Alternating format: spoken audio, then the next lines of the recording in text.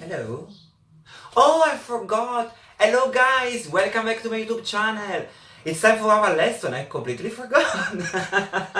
Hello guys, welcome back. My name is Mirko and I'm your Italian tutor. So, first come first, remember to subscribe to my YouTube channel. You don't have to do anything special, you have just to click on the subscribe button. Because if you remember, every weekend I'm posting video on my YouTube page and my YouTube channel. And you can become a master of this amazing language. And today we have a special lesson. We have 3 parts of this amazing lesson. The first part we are going to learn about the second part of the article, the undefined article. The second part we are going to learn about the singular and the plural. And it's going to be a challenge. And the third part, I'm going to answer a question received by the beautiful and amazing Claire. Hi Claire, thank you for watching. And I will reply to her. If you have questions, remember to email me. You can put also comment below as you wish. But now let's get started. So today we are going to learn about the undefined article. The undefined article, it's pretty easy. We have the masculine and the feminine, okay? And there is a logic behind this, okay? Maybe you don't understand now, but you'll understand later. Let's start with the most tricky one, which is the masculine one, and is uno. Uno we use in front of words that start with S plus consonant. For example, uno studente. Then we use it in front of the word that start with PS, PN. For example, uno pneumatico. GN, uno gnomo. X, Y, Z, uno yogurt, uno zaino. And then you see this letter there, a vowel. Why do we have to use uno in front of a vowel? There is an explanation. If the letter I is followed by another vowel, it becomes a semiconsonant. So the sound is quite different. It looks like a consonant, but it's not. So she's like an hybrid. An example, it can be this word. Ione, ione. So I would say uno ione.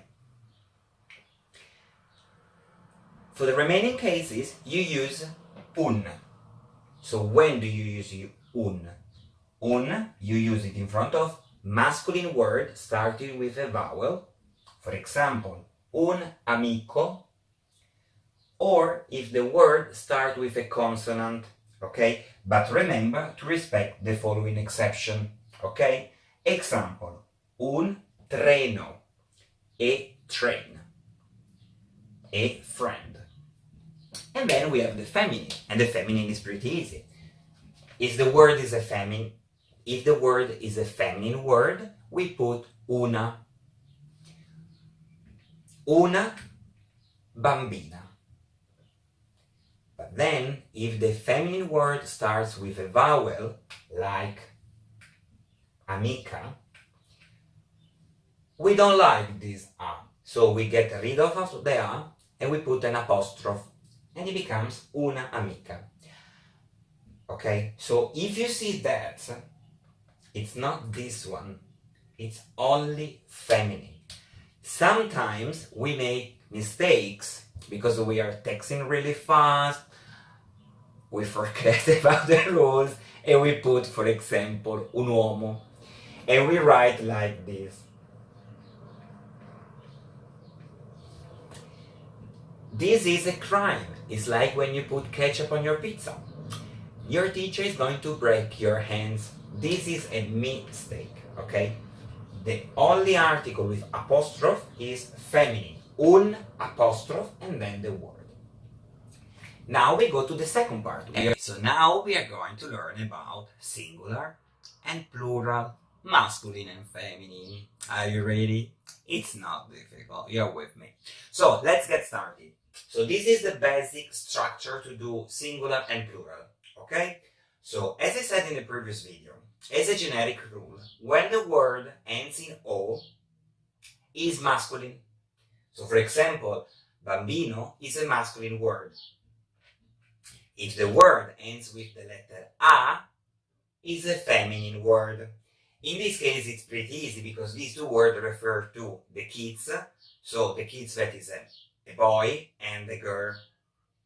So it's not difficult. So if the word refers to a person that is a feminine person, it's a feminine word. If the word refers to something masculine, it's a masculine word.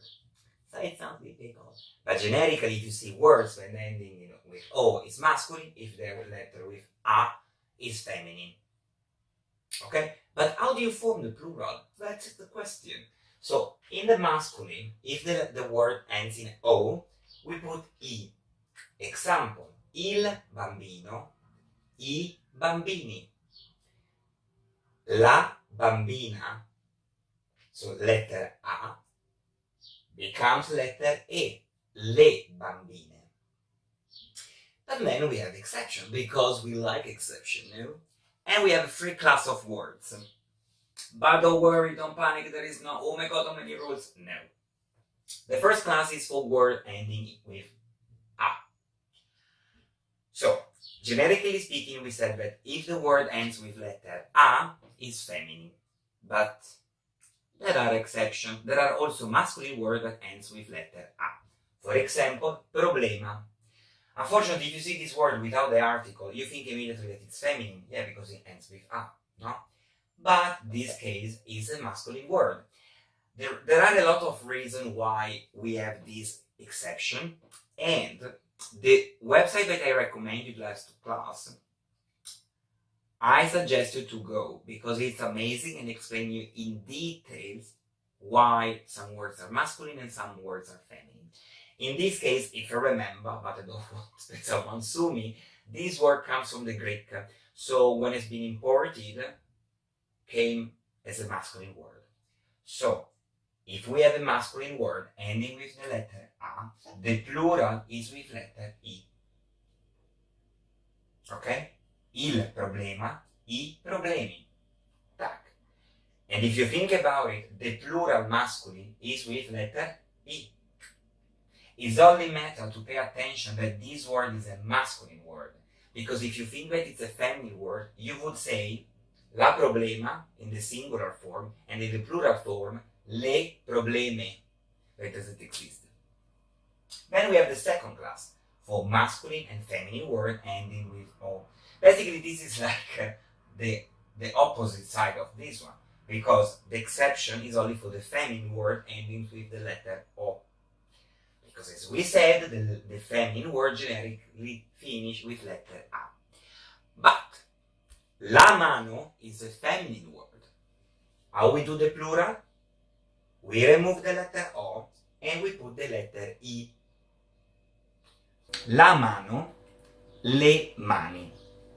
So we put, also for the feminine word ending with O, the letter I.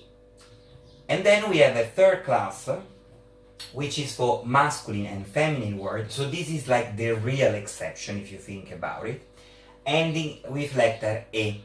Example, il bicchiere, the glass, or la chiave, the key. So both words ends with E. They can be masculine or feminine. How can you understand that? That's the challenge. You can use the dictionary, or you can go to that website that I recommend you.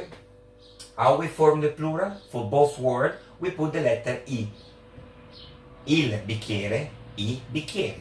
Which, if you think about it, is the standard rule for plural, for the masculine words. La chiave, le chiavi. So if you think about it, it's not completely difficult. It's matter to understand if in the singular form the word is masculine or feminine, and to respect the following exception. That's it. Okay, so now it's time for the question section. So, hi Claire, thank you for watching. Claire is from New York, and she has a tiny little small part of the Italian heritage. And she's learning Italian, and plus she's learning with me. Yeah! So her question was about when I started the project, and if there is a kind of structure behind the videos. And I'm going to reply now. So I started the project 5-6 months ago, and I try to post video every weekend and think about the subject the week before.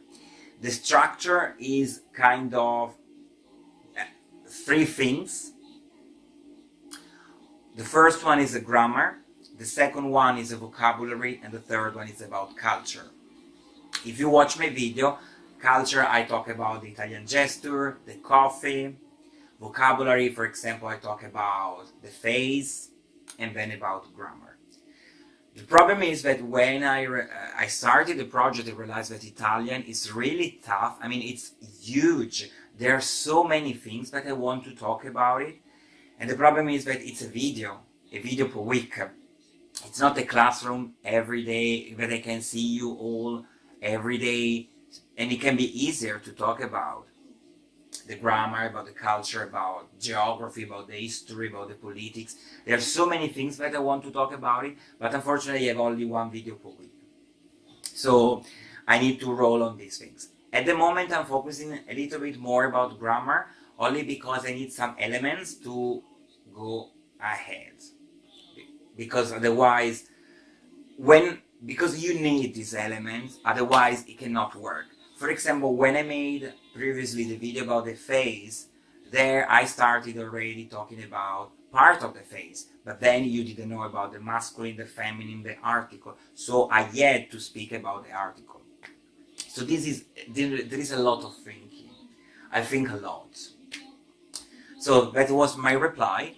I hope that you keep enjoying my videos, and remember, if you have any question, if you have any curiosity about me, about Italy, about Italian culture, about Italian grammar, about Italian word, please put in the comment below, or you can also email me as did Claire. So, thank you for watching. If you like the video, give me a thumbs up, and see you next week, because next week I'm going to release 2 videos. The first video, I'm going to tell you in advance, is about the number, so we are going to close the number part, because we are going to learn 30, 40, 50, 60, 100, 1 million, whatsoever. And the second video is a surprise, but to be able to watch it, you have to stay tuned. Bye!